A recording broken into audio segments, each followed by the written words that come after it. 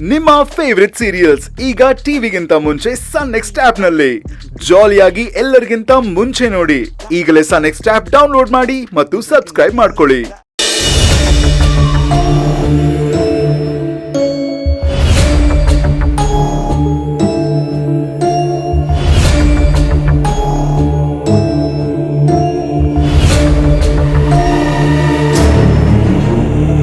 ಯಾಕಿಬ್ರು ಇಷ್ಟೊಂದು ಬೇಜಾರಲ್ಲಿದ್ದೀರಾ?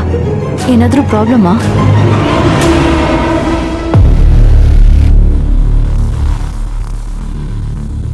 ಸಮಸ್ಯೆ ಹೊರಗಲ್ಲಮ್ಮ ಇರೋದು, ಈ ಮನೇಲಿದೆ.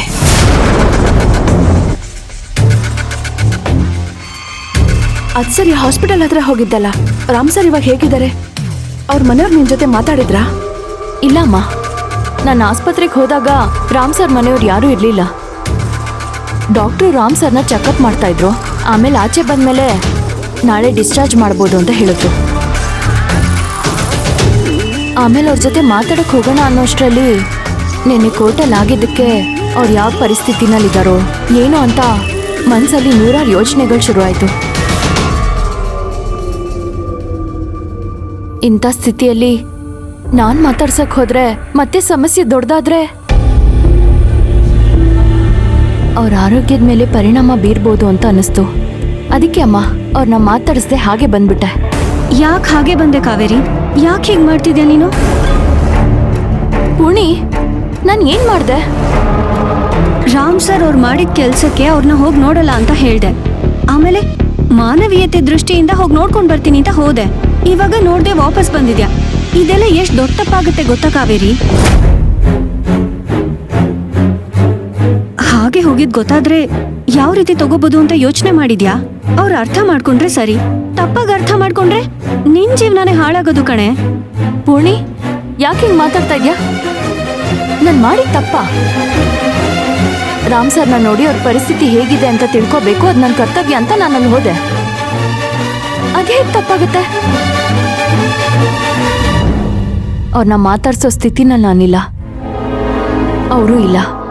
ಯಾಕಂದ್ರೆ ಅವ್ರೇನ್ ಮಾಡಿದ್ರು ನಾನೇನ್ ಮಾಡ್ದೆ ಅಂತ ಎಲ್ಲರಿಗೂ ಗೊತ್ತಿದೆ. ಇನ್ನು ಹಾಳಾಗೋದಿಕ್ಕೆ ನನ್ನ ಜೀವನ ಇದ್ರೆ ತಾನೆ, ಅದ್ಯಾವತ್ತೋ ಮುಗ್ದೋಗಿದೆ. ಎಲ್ಲ ಮುಗ್ದೋಯ್ತು ಅಂತ ಯಾಕೆ ಅನ್ಕೋತೀಯ ಕಾವೇರಿ? ನಿನ್ ಜೀವನ ನಿನ್ ಕೈಯಲ್ಲಿದೆ. ಮದ್ವೆ ಮಂಟಪದಲ್ಲಿ ನಿನ್ ಮದ್ವೆ ನಿಂತೋದಾಗ ನಿನ್ ಜೀವನ ಮುಗ್ದೋಯ್ತು ಅಂತ ನಾವೆಲ್ಲರೂ ಅನ್ಕೊಂಡ್ವಿ. ಆದ್ರೆ ದೇವ್ರು ಅಸಾಧ್ಯ ಅನ್ನೋ ಪರಿಸ್ಥಿತಿಯಲ್ಲೂ ಕಲ್ಲು ಬಂಡೆಲು ಹೂನ ಅರಳಿಸೋ ಹಾಗೆ ನಿನ್ಗೊಂದು ಹೊಸ ಜೀವನನ ಕಟ್ಕೊಟ್ಟಿದ್ದಾನೆ. ಸಂಸಾರ ಅಂದ್ಮೇಲೆ ಸಣ್ಣ ಪುಟ್ಟ ಸಮಸ್ಯೆಗಳು ಬರುತ್ತೆ ಹೋಗುತ್ತೆ. ಹಾಗಂತ ಜೀವನನೇ ಮುಗ್ದೋಯ್ತು ಅಂತ ಅನ್ಕೊಳಕ್ಕಾಗುತ್ತಾ ಕಾವೇರಿ? ಅದನ್ನೆಲ್ಲ ಮೀರಿ ಸಂಸಾರ ಮಾಡ್ಬೇಕು, ಅದನ್ನೇ ಜೀವನ ಅನ್ನೋದು. ಮಾತಾಡದೆ ಅವಾಯ್ಡ್ ಮಾಡಿದ್ರೇನೆ ಸಮಸ್ಯೆಗಳು ಜಾಸ್ತಿ ಆಗೋದು. ಅದಕ್ಕೆ ಪುಣ್ಯ ಟೆನ್ಷನ್ ಮಾಡ್ಕೊಂಡ್ಲು. ಆದ್ರೆ ನೀನ್ ಹೋಗಿ ರಾಮ್ ಅವ್ರ ಹತ್ರ ಮಾತಾಡ್ ಬಂದಿದ್ರೆ ಸಮಸ್ಯೆ ಸರಿ ಹೋಗ್ತಿತ್ತೋ ಏನೋ. ನೋಡ್ ಕಾವೇರಿ, ನೀನ್ ಒಳ್ಳೆತನ ನಮಗ್ ಗೊತ್ತು. ನೀನು ನ್ಯಾಯ ನೀತಿ ಧರ್ಮದ ಪರ ನಿಲ್ಲೋನು ಅಂತಾನು ನಮಗ್ ಚೆನ್ನಾಗ್ ಗೊತ್ತು. ಆದ್ರೆ ಇದನ್ನ ನಮ್ ಸಮಾಜ ಒಪ್ಕೊಳ್ಳಲ್ಲಮ್ಮ. ಮಹಾತಾಯಿ ಸೀತೆ ಬಗ್ಗೆನೆ ಮಾತಾಡ್ದವ್ರು ನಿನ್ ಬಗ್ಗೆ ಮಾತಾಡ್ದೆ ಆಡ್ಕೊಳ್ದೆ ಇದ್ಬಿಡ್ತಾರ? ಅಲ್ಲ ಅಮ್ಮ, ನೀನ್ ಹೇಳೋದಿಕ್ ಬರ್ತಾ ಇದ್ಯಾ? ಮದ್ವೆ ಆಗಿರೋ ಹುಡುಗಿ ತವ್ರ ಮನೇಲಿದ್ರೆ ಜನ ಬಾಯಿ ಬಂದಾಗೆ ಮಾತಾಡ್ತಾರಮ್ಮ. ಹಾಗಂತ ಅವರೆಲ್ಲ ಮಾತಾಡ್ತಾರೆ ಅಂತ ನನ್ನನ್ನ ಇಲ್ಲಿಂದ ಆಚೆ ಕಳ್ಸೋದಿಕ್ ನೀನ್ ನೋಡ್ತಾ ಇದ್ಯಾ?